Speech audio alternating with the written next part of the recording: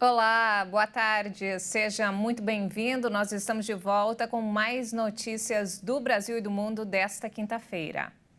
O MEC oficializou o aumento no piso salarial dos professores e o valor passou a ser de R$ 4.580 para uma jornada de 40 horas semanais.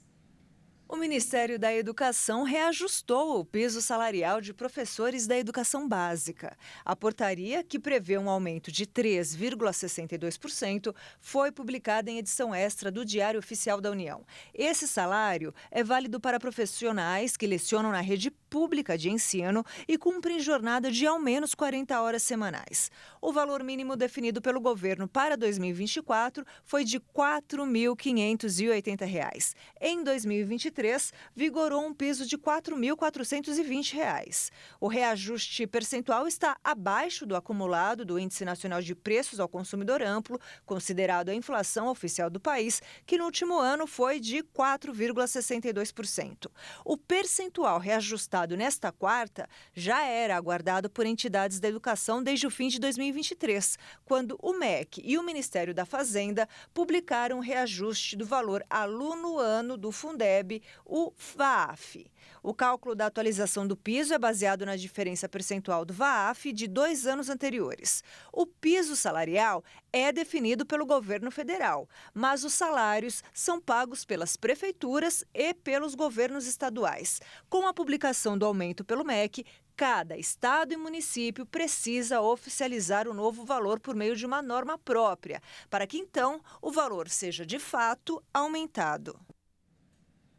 A gasolina, o diesel e o gás de cozinha ficaram mais caros nesta quinta-feira. O motivo é o aumento do ICMS, o imposto estadual que subiu de 18% para 20%.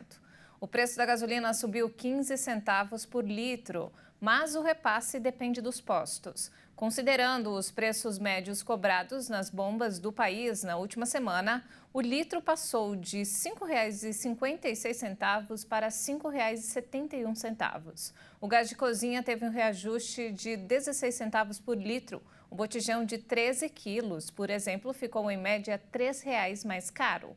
O imposto sobre o diesel, o principal combustível dos caminhões, também subiu, um acréscimo de 12 centavos por litro. Isso pode impactar no custo do frete e afetar o preço dos produtos de forma geral, inclusive dos alimentos. E olha só, ontem foi a chamada Super Quarta. Os bancos centrais do Brasil e dos Estados Unidos definiram suas taxas básicas de juros. No Brasil foi anunciada uma redução de 0,5 ponto percentual na Selic, mas nos Estados Unidos o Federal Reserve não alterou os juros. O Copom anunciou o quinto corte consecutivo da Selic. Está em linha com as expectativas do mercado ao encerrar sua primeira reunião do ano. Segundo um comunicado, o comitê considerou a evolução do processo desinflacionário. O comitê prosseguiu com a redução da Selic iniciada em agosto do ano passado, quando a taxa se situava em um máximo de 13,75%, nível que se manteve por um ano. Desde então, a autoridade monetária tem feito cortes ininterruptos ao ritmo constante de 0,5 ponto percentual por reunião. O Banco Central confirmou que continuará no futuro com a redução da Selic na mesma proporção e considera que este é o ritmo apropriado para manter a política monetária contracionista necessária para sustentar o processo desinflacionário. Nos Estados Unidos, o Federal Reserve, o Banco Central de lá, manteve os juros inalterados. É a quarta vez seguida que o Banco Central americano mantém as taxas na faixa entre 5,25% e 5,50%. A decisão dos integrantes do Comitê de Política Monetária foi unânime. Em um comunicado, o Banco Central destacou que precisa ter mais confiança antes de iniciar um ciclo de cortes. Os diretores integrantes do comitê destacaram que não vão começar a cortar os juros sem ter maior confiança de que a inflação se move de maneira sustentável. Para sua meta de longo prazo de 2% ao ano, o comitê admitiu que há um balanço maior de riscos nos temas de inflação e emprego. Uma cúpula realizada hoje entre todos os 27 países da União Europeia concordou com o financiamento para a Ucrânia. Os fundos estavam bloqueados desde o ano passado. Prestes a completar 2 anos, a guerra entre Ucrânia e Rússia, que teve início no dia 24 de fevereiro de 2022, ganhou um novo e importante capítulo. A União Europeia chegou a um acordo sobre o financiamento no valor de mais de 50 bilhões de euros para a Ucrânia. Desde dezembro de 2023, que os fundos estavam bloqueados após um veto do primeiro-ministro da Hungria, Viktor Orbán.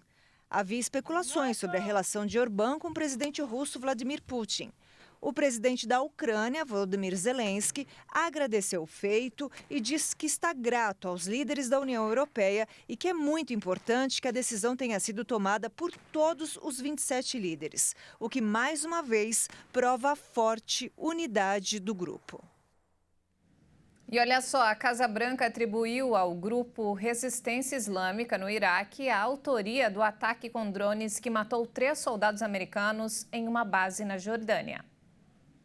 O porta-voz do Conselho Nacional de Segurança, John Kirby, afirmou que os serviços de inteligência confiam que o ataque à base na Jordânia foi obra do grupo Resistência Islâmica no Iraque, uma coalizão de milícias apoiadas pelo Irã. O ataque com drones matou 3 soldados dos Estados Unidos.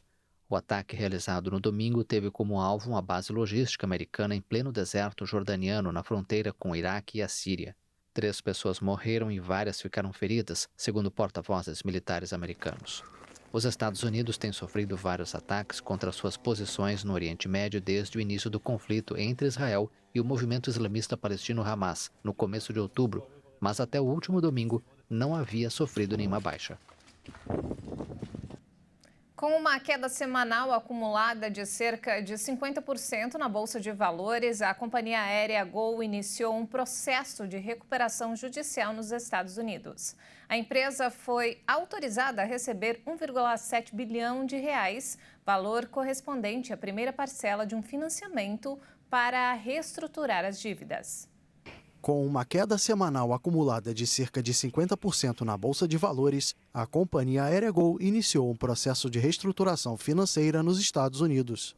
A Justiça americana autorizou na segunda-feira que a empresa de aviação brasileira recebesse o equivalente a 1,7 bilhão de reais, valor correspondente à primeira parcela de um financiamento aprovado preliminarmente que chega a quase 5 bilhões de reais. O movimento permitiu que a Gol continue operando enquanto reconstrói seu passivo, porém resultou na exclusão das ações da companhia do principal índice da B3.